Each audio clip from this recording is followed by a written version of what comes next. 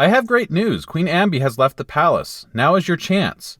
This may be your only opportunity to save Nehru.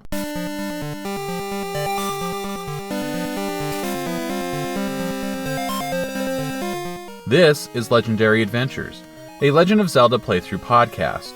This week we're returning to Queen Ambi's castle for a rescue mission, before heading to the sea and into the belly of Jabu Jabu.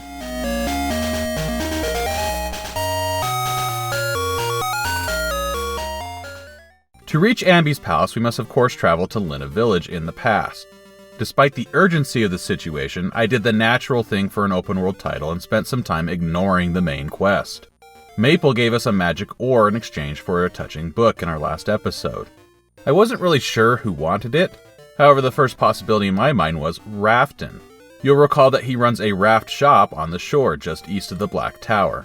And sure enough, he does want the ore and trades it for a ukulele that smells of the sea.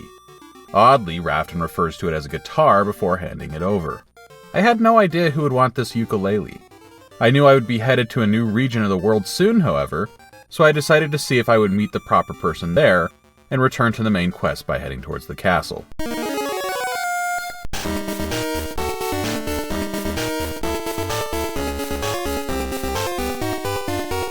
Just outside the gates we're met by Ralph. He also heard that Queen Ambi has left the castle, and insists he will be the one to save Nehru. However, Ralph says it won't do any good to enter the palace through the front door. He says there should be a secret entrance in the palace garden. Link does not speak, but Ralph does quote him back to us. Link apparently asks why Ralph knows about the secret passage if it's his first visit to the castle. Ralph brushes that question aside, simply saying, "Never mind." At first I thought this was just a humorous way that the developers were hand-waving away Ralph having knowledge that he shouldn't have. But now that I know some developments that will happen later in the story, I wonder if it could also be a bit of foreshadowing. Anyway, on to the castle gardens.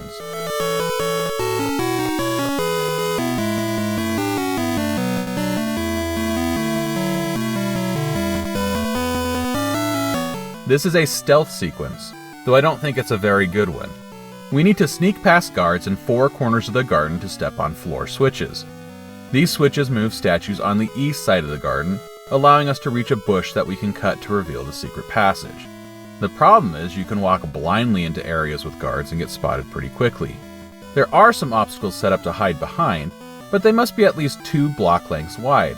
Attempting to hide behind a single block length won't work. If you are caught, you are thrown out of the castle gates. I was caught multiple times, but the switches stay pressed even if you are caught, so I was able to brute force my way through.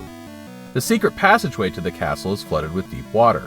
We use the mermaid suit to navigate across screens before resurfacing and heading up into the castle. It's interesting to note that in a rare move for this game, the screens that make up the secret passage are small, and fit on the screen without requiring any scrolling.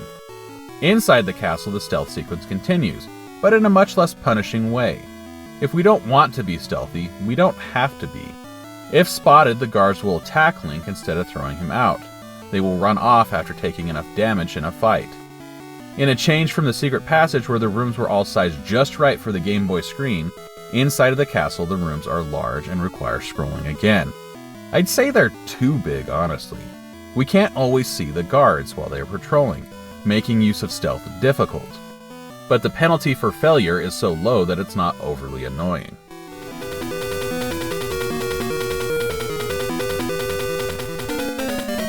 The boss fight against Nehru, or rather Varen, took me a bit to figure out. We face her in a room with multiple rows of pillars. She teleports around this room and fires energy balls at Link. We can see her shadow when she teleports, allowing us to track her motion around the room.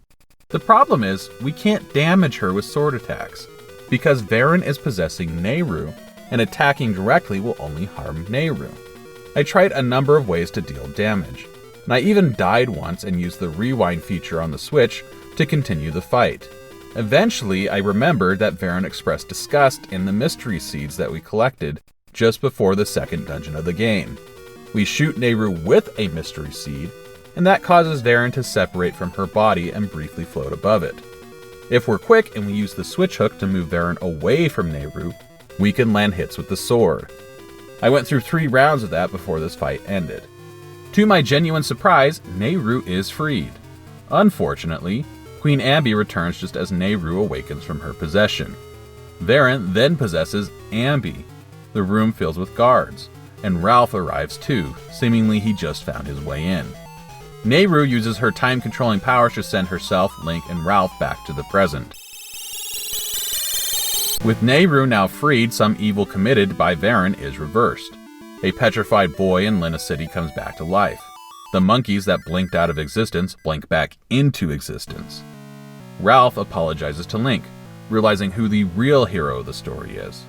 It could almost be a happy ending, but Varen is still in the past. The Black Tower continues to rise, and she can still bring about an Age of Darkness. Nehru teaches Link a new song that she says will unlock the true power of the Harp of Ages, the Tune of Time. With this song, we have the ability to travel between the past and present from nearly any location. The game has gradually increased the flexibility and, to a degree, the complexity of the time travel system. But we don't get to celebrate our newfound abilities for long. A hooded figure appears. This figure refers to itself as we. It says Ambi's age is filled with cries of sorrow, just what the hooded figure seeks. It implies that Varen may be actually working for this figure. Then, the figure is gone. Ralph returns to the past. Nehru returns home. The Maku tree tells us the next essence is echoing inside a fish. How weird. Before setting out to find the next essence, I took some time to poke around Lena City. I got rings appraised, and I wondered if I might find someone who wanted the ukulele who I'd just forgotten about. I did not. However, I did see that Blossom and Bippin's son, Stem, has now somehow grown into adolescence. For me, he had grown into a boy with glasses who avoids Link at all costs. This kid just doesn't appreciate how big an influence we were in his life. The quest is done, for now. It will continue in Oracle of Seasons. At this point, we have not explored the southwest corner of the map. I attempted to go there after getting Dimitri, but I was unable to because the southwest portion of the map is filled with islands that will block pathways forward in the present. We're told that the islands slowly drift west, and that they're in a different location in the past. However, there isn't a portal to use, meaning we can only navigate this portion of the map if we have the Tune of Time. At first I called Dimitri to help me navigate the sea, but again I quickly realized that he's really of no use. The mermaid suit allows us to swim in the deep water of the sea, so we can navigate the area just fine on our own. We navigate the sea, pushing west by traveling back and forth between the past and the present using the islands that shift between the two positions. There are pockets of dirty water that will hurt us if we touch them, so we have to dive underwater and work our way through below the waves in some spots. The switch hook is a must. In the far southwestern corner of the map, we find Zora Village.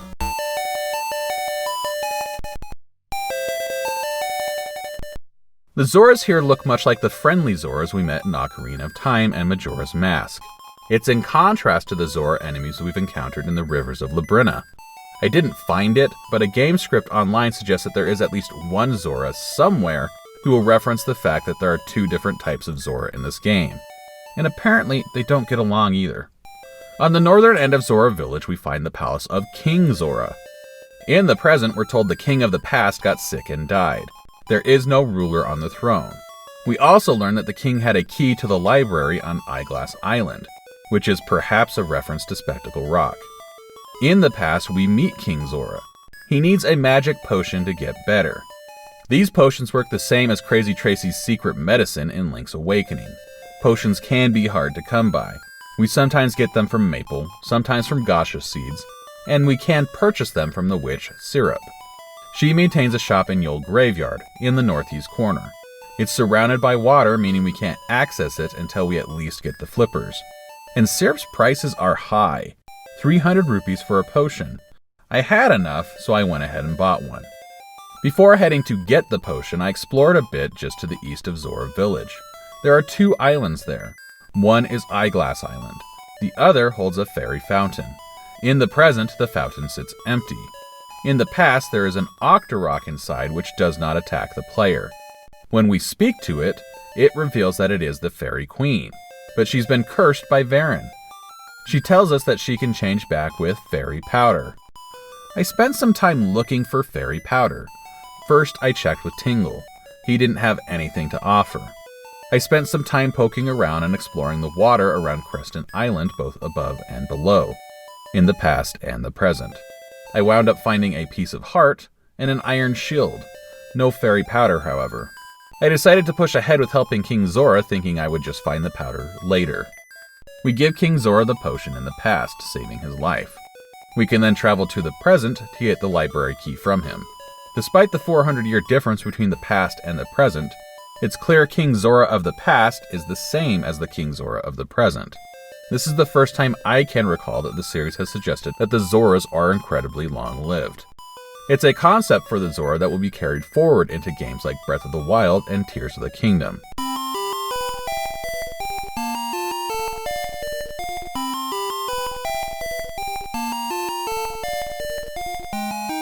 With the key to the library, I traveled to the past and opened it. Turns out the library is home to the fairy powder.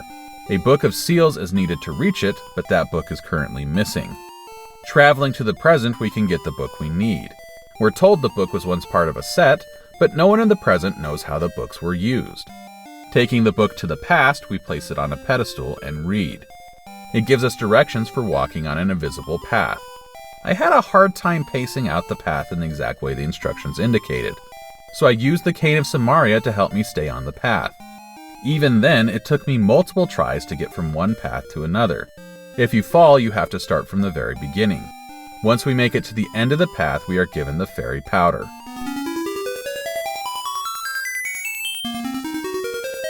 When we give the fairy powder to the fairy queen, she returns to normal. The fairy then uses her magic to clean the sea.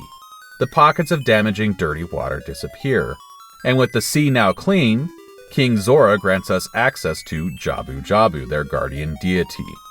He returns from Ocarina of Time. And just as with that game, we get Jabu Jabu to open its mouth and head inside.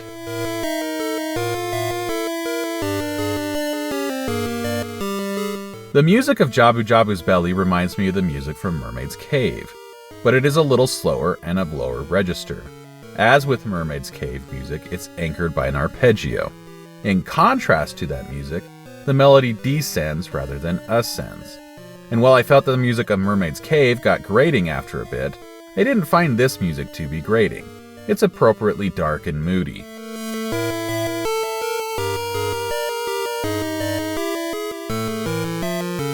Jabu Jabu's belly spans 3 floors.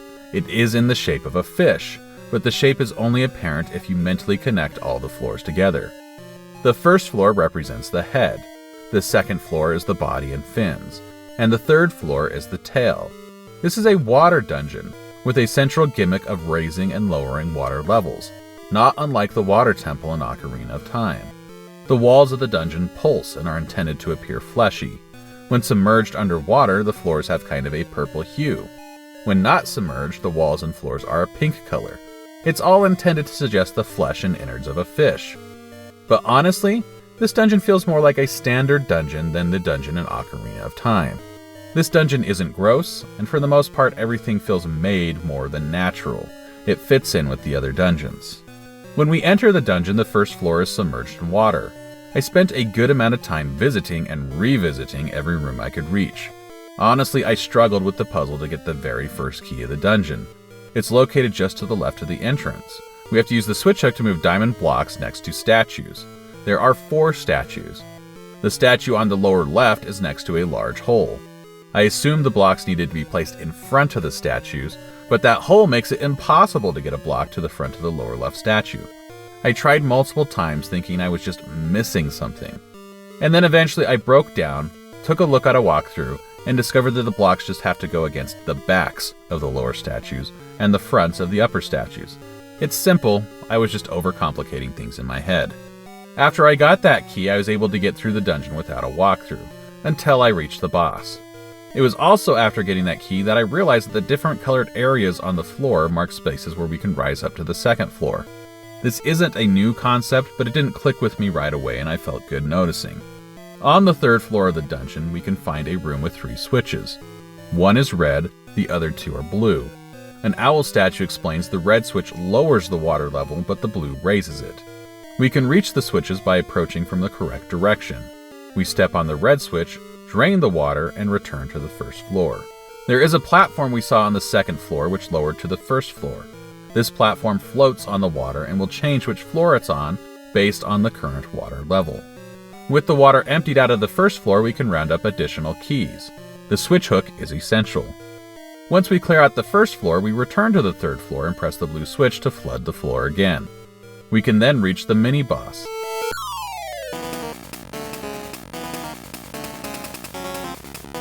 It's found on the other side of a side-scrolling area. It's an anglerfish which flops around a dry arena.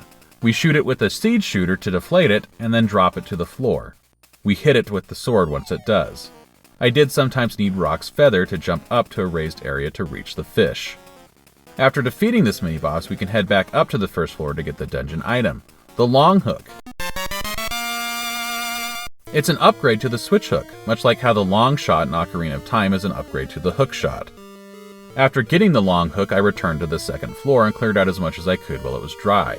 I then went up to the third floor and flooded the second floor. We clear out most of the second floor and then head up to the third floor again. The top of the third floor section, shaped like the tail, features a series of locked doors. We spend our keys to pass through each of the locked doors to reach the boss key. The boss is located on the second floor, so we return again and face the boss.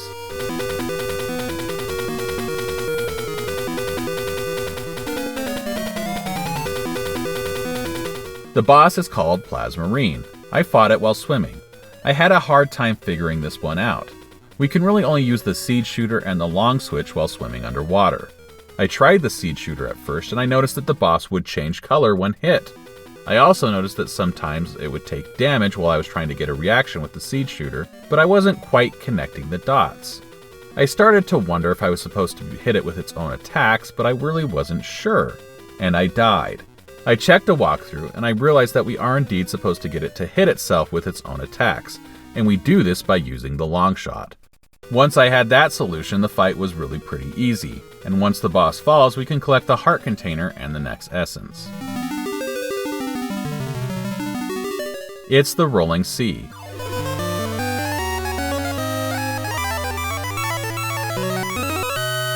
We're told the mystical song of the sea roars into a crashing wave that sweeps heroes out into adventure. As we exit the dungeon, the hooded figure from earlier appears and says the Black Tower is now complete in the past. We see the tower stretch to the sky. Inside, Queen Ambi, or rather Baron in Ambi's body, is able to use the power of the tower to manipulate time. She petrifies two people playing ball just outside Lena Village. She cruelly targets a group of rabbits, turning them into stone. Baron says she can feel the sorrow grow and she's waiting for the flame of sorrow to ignite. There is one last essence to find before we can conquer the Black Tower and take on Baron once and for all. But the Mako tree can't hear it. Where could it be? We'll find out next week. Thanks for listening to this episode of Legendary Adventures. If you want to follow along, please subscribe. And a big thank you to everyone who's already subscribed. Honestly, I truly appreciate you. I'm Paul Riley, and I'll see you next week.